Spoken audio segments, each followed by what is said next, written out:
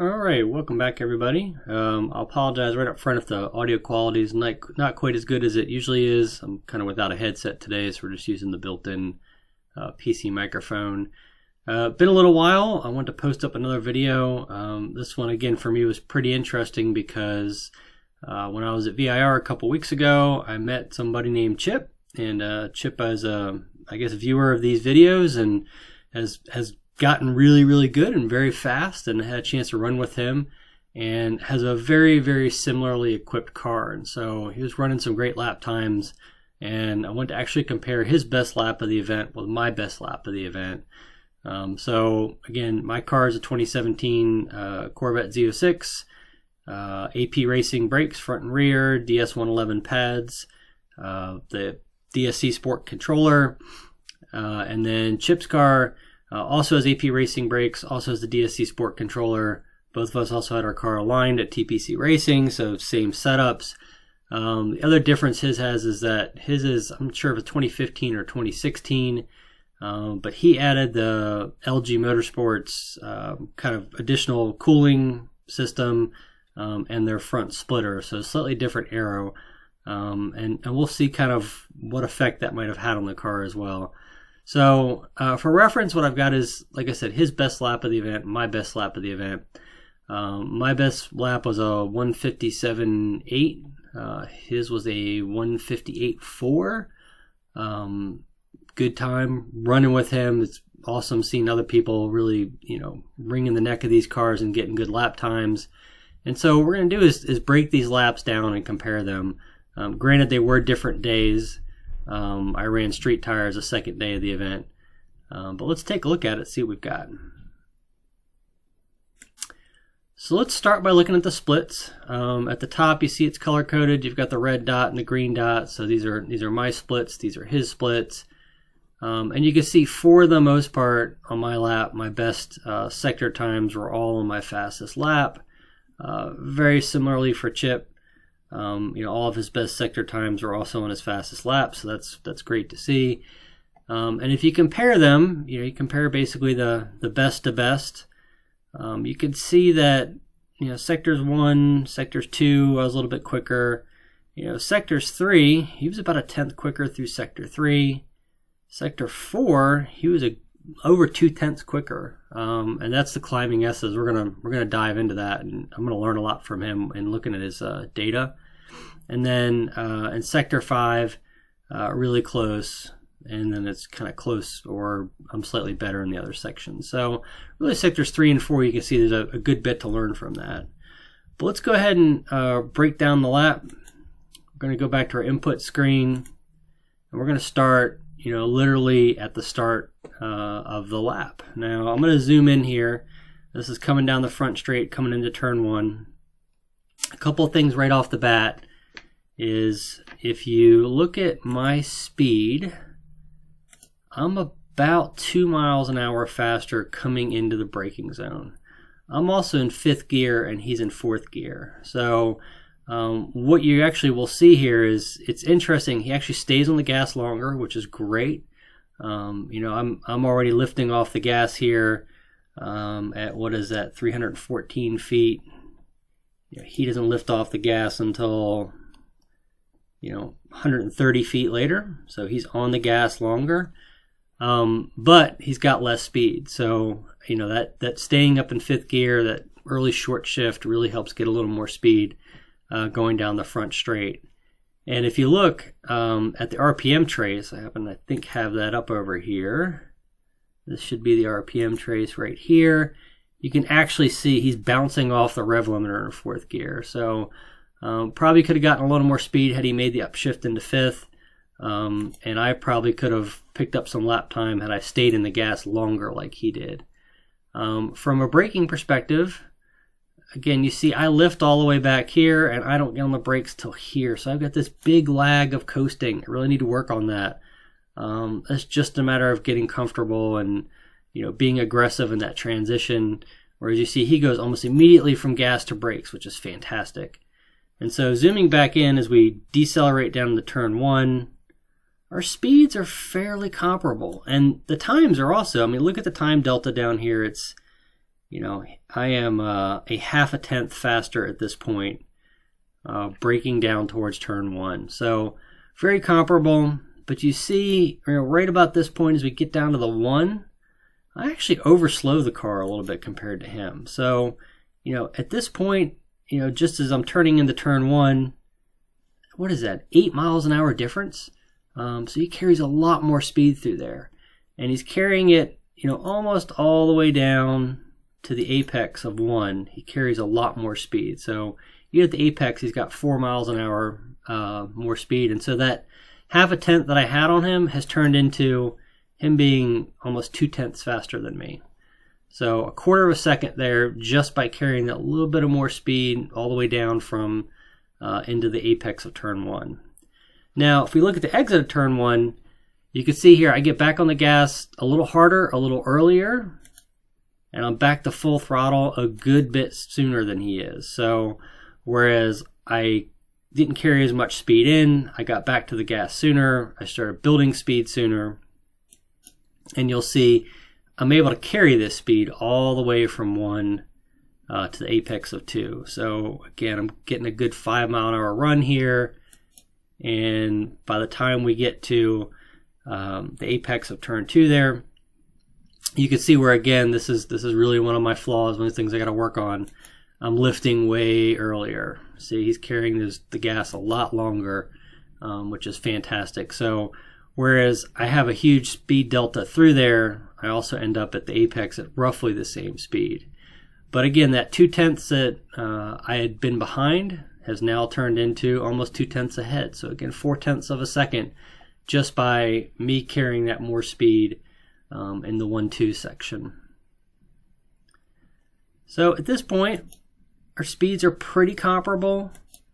Going into turn 3, again, you'll see that I actually carry a lot more speed through turn 3. So we've got a good 6 mile an hour delta going in towards 3, carrying it around. By the time we get to the apex, we're pretty similar in speed. And actually coming out of turn 3, whereas I had a lot more speed going into turn in, coming out, I'm actually a good bit slower. So here we see, again, watch the time swings. It went from, at the apex of turn 2, it was, you know, roughly 2 tenths.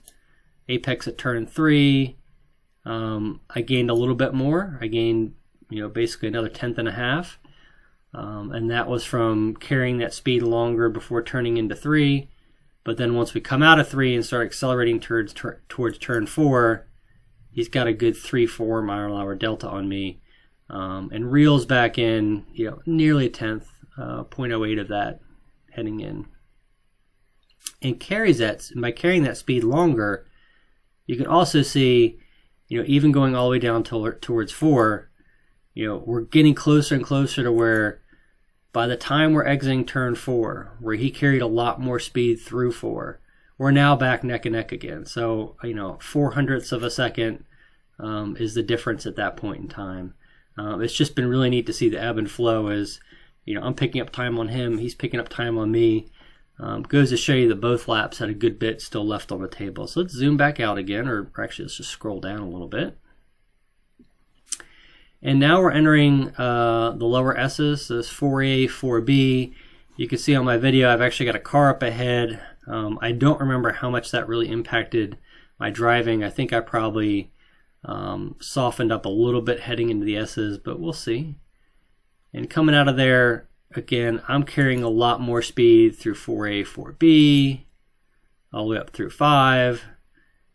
And as we turn into turn 5, we're in the same gear, we're roughly the same speed. And again, there's a little bit of a section here where Chip actually is carrying a good bit more speed than I am. So another good 4 miles an hour. But I close that up, and I close that up because if you look at the, it's interesting to see how he did that too, right? So going back a little bit to the turn in for 5, you know, again, I'm off the gas back here. He's off the gas a couple, you know, 30 feet longer. And that was enough to basically bridge that speed gap and get us back neck and neck again. He's carrying that throttle much longer as well. and then coming out, I'm slightly earlier getting back to the throttle than he is. And as we, accelerate towards the climbing S's, I'm on the gas a little earlier, but our speeds are pretty neck and neck. I mean, 92, 109, 109, 109. And one of the things that's interesting with his car, you're going to see this in a couple of places, is it seems like once you get above 120 or so, there's a slight acceleration difference between our cars. And I don't know if that's the aero differences of his car, or maybe it's the 2017 with the intercooler changes. It makes power a little better. I'm not really sure what's happening there, but you're going to see this in a couple of places. So that, as we're approaching the bridge, I have a 3 mile an hour gap. And you can see here too, it's worth noting, if you look at the throttle trace, both of us are no lift shifting. So the 3/4 upshifts for both of us are flat out. You can kind of see that little bobble in the speed trace as well. But we're both accelerating. Again, I've got that little bit of a mile an hour difference. But look at this. I'm lifting off the gas before I've even gotten to the crossover road. Chip is going, let's see, that's 5744 feet. I'm looking at down here. Let's see where I actually lift the throttle trace. So 5909 to so almost 350, 400 feet longer. He is staying full throttle. And the result is he's entering these S's at 143 miles an hour, whereas by that point I'm 10 miles an hour slower. And so that gap gets carried for quite a bit. But what I do differently is I'm going to, again, scroll forward a little bit, looking through the lap.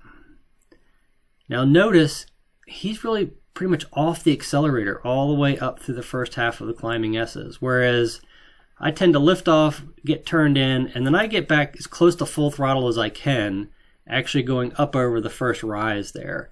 And you can actually see I was probably a little bit offline, hit the bump a little bit too hard, the little kind of tabletop in the track, and you can see the speed spike on my speed trace. That's actually wheel spin. So I had the rear wheels spinning as I came up over the curb there.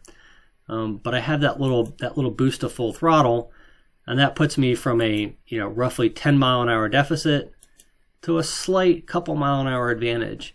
And then as he gets back to gas, up through the S's, again, we get pretty much neck and neck again. But here's where it gets interesting. If you look at the last turn for the S's, I think that's turn 9, the right-hander before you get to turn 10. I get back to full throttle for a really brief period, just a little bit, and we're both carrying the exact same speed. Whereas Chip actually carries that full throttle all the way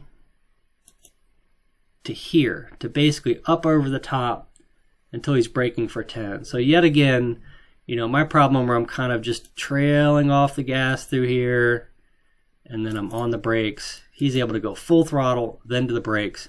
And again, look at that big speed difference again, a good 6 miles an hour.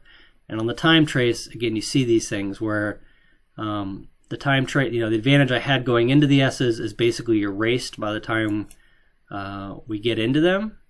And then he actually, again, kind of evens it out as we come up to turn 10, and then is even able to bring a little more by carrying more speed through 10. So 98 miles an hour to 92 miles an hour. So really something I need to work on, not overslowing for turn 10. It's a big hairy corner. You're up over a hill. It's fast. It's hard to, mentally get yourself ready for that. But you can see as we're exiting 10, a couple of differences. First of all, I did downshift to third. So I'm full throttle in third. He's full throttle in fourth. He's going back to a tenth ahead of me at this point. Okay, so while I'm entering 3 a lot slower, I'm back to full throttle sooner. I'm in full throttle in a lower gear. And so I'm able to, again, close that gap and get a slight speed difference coming down towards turn 11.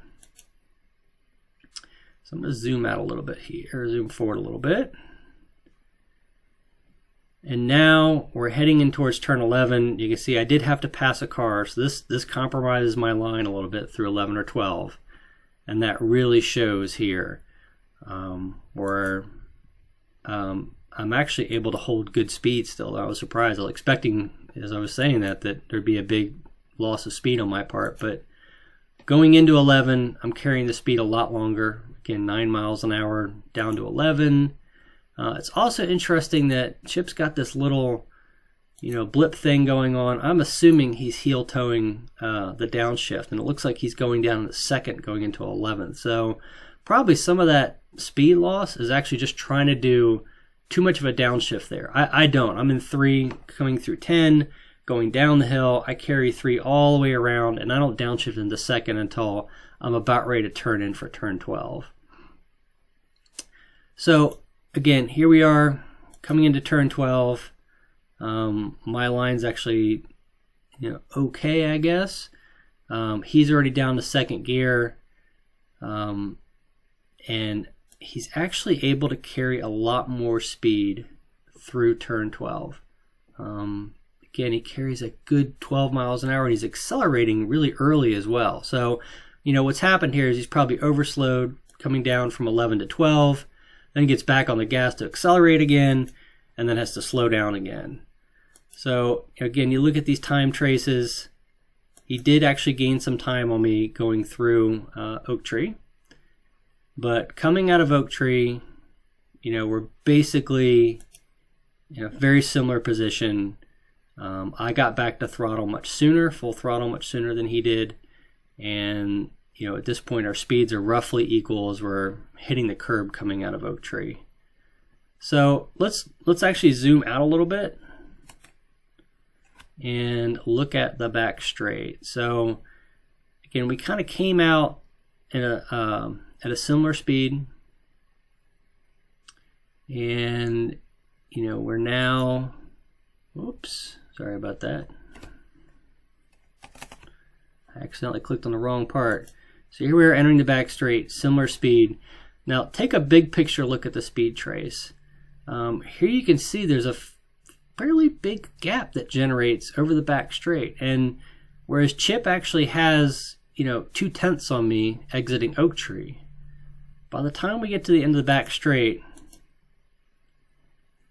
I've basically flipped that, so I have 0.3. So a half a second was lost going down the back straight.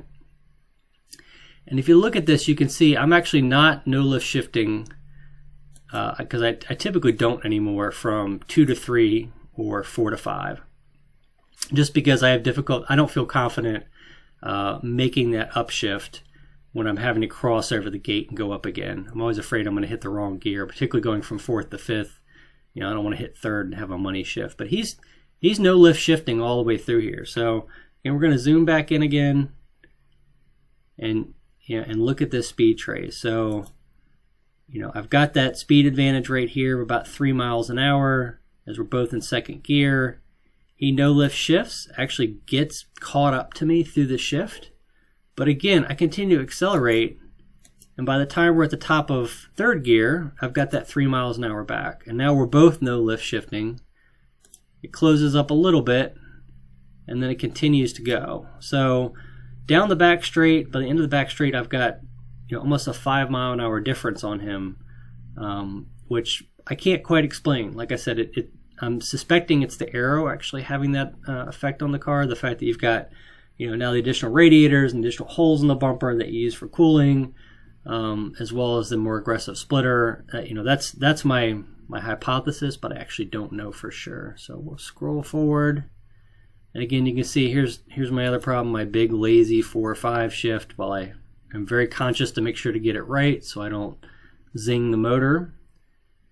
And again, here I am. I lift earlier than he does. I have more speed. I have 5 miles an hour more at this point, but I'm off the gas or trailing off the gas well before Chip is trailing off the gas. So he just does an excellent job with staying in the throttle, full throttle, and then going aggressively to the brakes. It's fantastic to see. Now braking in to the top of the hill roller coaster there, my braking technique, I carry the speed longer. So again, for reference, at the point that Chip lifts, I have 0.3 on him. By the time we get to the turn in, I've gained another 0.2 just by carrying that additional speed through the braking zone down into the top of the roller coaster. So we'll back out again just to get you a big picture into your back straight. And then here we are turning into the roller coaster. Kind of weird. It looks like he overslowed a bit here and then got back on the gas and gained some speed, and then you see he kind of had to modulate it a little bit. So I waited a little longer to get the throttle, but once I got the throttle, I was able to get the full throttle sooner, carry it through the top of the roller coaster. And again, here we are. In fact, if you look at his lap, you can actually see me in the distance. That was one of my street tire runs. And again, at this point, the difference is half a second. Very consistent speeds through the roller coaster. Very consistent, no real time differences. But again, turning into the top of Hogpen, I carry that speed a lot longer, and across the top of Hogpen.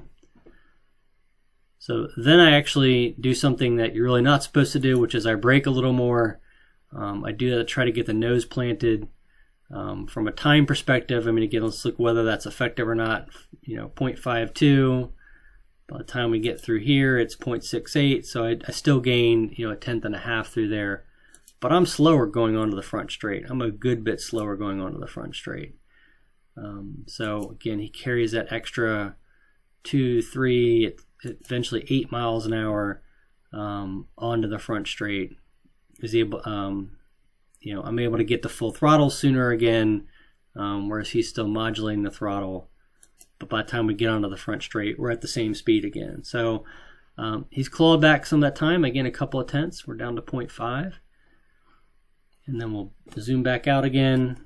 And again, here you see the same kind of interesting aero behavior where I'm gaining a little bit of speed at the top end. Above 120 miles an hour, my car just seems to accelerate a little bit faster. That's the lap of VIR, comparing Chip and I. If I were to give him some advice, it's really going to be carry more speed through heading into turn 3, carry more speed through that left-hander at the top of Hogpen. For me, obviously, I need to work a lot on staying full throttle longer, basically doing that gut check and not lifting quite so early and getting on the brakes. So both these cars, I think are pretty confidently have got 156 laps in them. We just need to put all the pieces together to get it right. So that's it for today. Actually, before I drop out, I know one of the big things with the LG kit has been the cooling. Let's actually look at that data real quick. This is a reasonably cool day, so it's probably not the best exemplar, but go over to my vehicle tab. Again, being a 2017, I have IAT in my data, he doesn't. But if you look at the coolant temps on my car, 215, 217, 15, 15, 13, 13. It's interesting that with the LG kit, the coolant temps are actually higher, but they're consistent. So, they kind of quickly get up to this 221, 222 range, but they just stay there. So we'd have to run on a day where we've got a lot of laps and it's 90 plus degrees to see really what the coolant temperature difference is. And then on the oil temps, again, if you look at mine, again, it starts out cooler, and I go from 195 to 258 to 262 to 266. Here he starts out warmer, but once it gets up to that 260, it seems to be relatively stable. So slightly cooler oil temps, slightly warmer coolant temps, but again, I think it's just the differences in the systems themselves. And just also, I mentioned kind of the acceleration. I was curious whether the torque output had an effect on that. But if you look at the traces, this is the back straight. My car is generally making 5 or 6 more foot-pounds of torque. I don't know if that would explain the amount of difference that we're seeing. So anyway, that's it for today. Really appreciate Chip sharing his data with me. Hope he finds this useful. A lot of fun running with him. It's great to see other folks, really setting great lap times with the Corvette Z06. Thanks, and have a great one.